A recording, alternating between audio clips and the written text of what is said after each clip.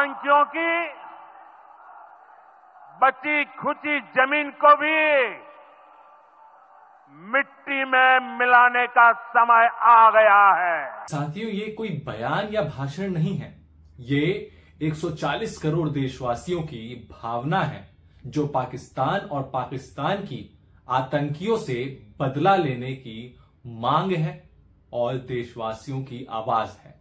लेकिन सवाल यहां पर यह है कि प्रधानमंत्री नरेंद्र मोदी ने जिस तरीके से अपना सऊदी दौरा पहलगाम हमले के बाद कम करके वो वापस भारत पहुंचते हैं, सीसीएस की बैठक करते हैं और उसके बाद तमाम नीतियां बनती हैं।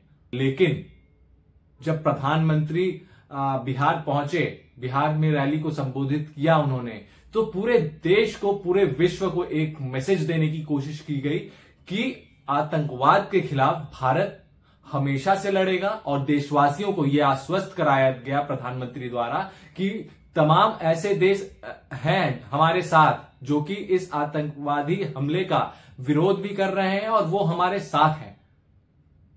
तो और जिस तरीके का बयान प्रधानमंत्री ने दिया, मैं चाहता हूं आप भी सुनिए, उसके बाद हम करेंगे चर्चा। कहना चाहता हूं, जिन्होंने ये हमला किया है उन आतंकियों को और इस हमले की साजिश रचने वालों को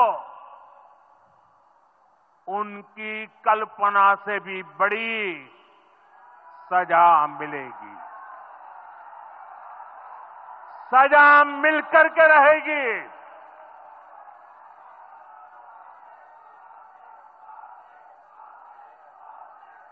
अब आतंकियों की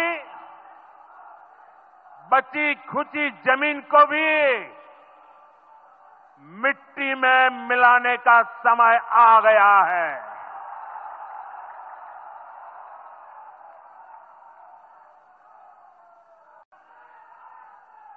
Today, from the soil of Bihar,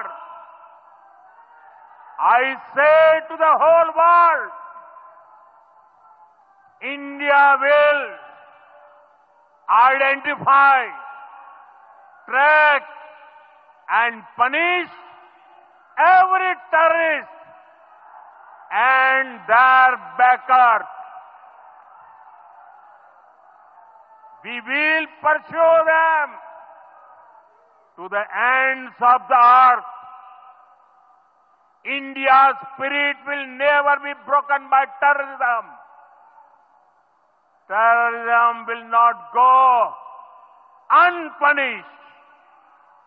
Every effort will be made to ensure that justice is done.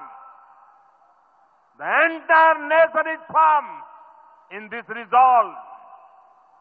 Everyone who believes in humanity is with us.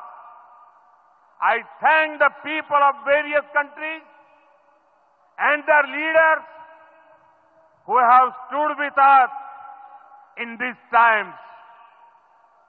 साथियों, शांति और सुरक्षा ये तेज विकास जिस तरीके से अब भारत ने अपनी कमर कस ली है, साथियों, आपको मैं भारतीय वायुसेना का वो विजुअल्स भी दिखाऊंगा जिसमें आईएनएस सूरत की एक सफल टेस्टिंग भी की जा चुकी है।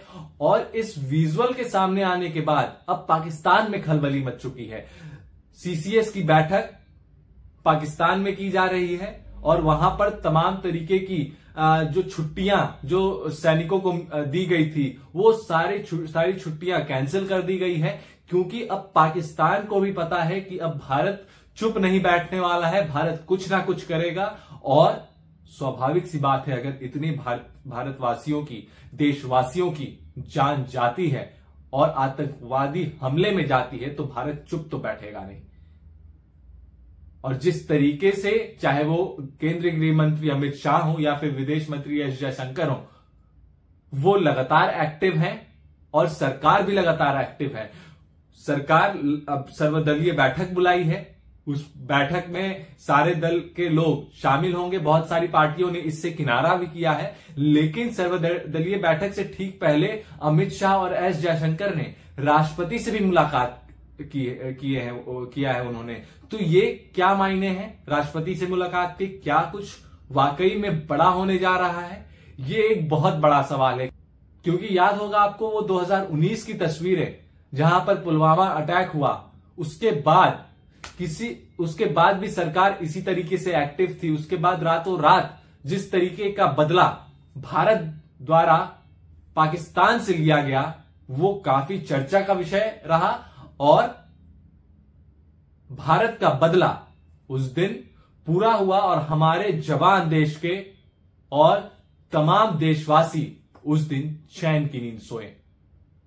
तो क्या उसी की तैयारी अब भारत सरकार एक बार फिर से कर रही है? ये एक बहुत बड़ा सवाल है। आपको क्या लगता है? कमेंट करके जरूर बताएं। वीडियो को लाइक करें, चैनल को सब्सक्राइब करें। नमस्कार।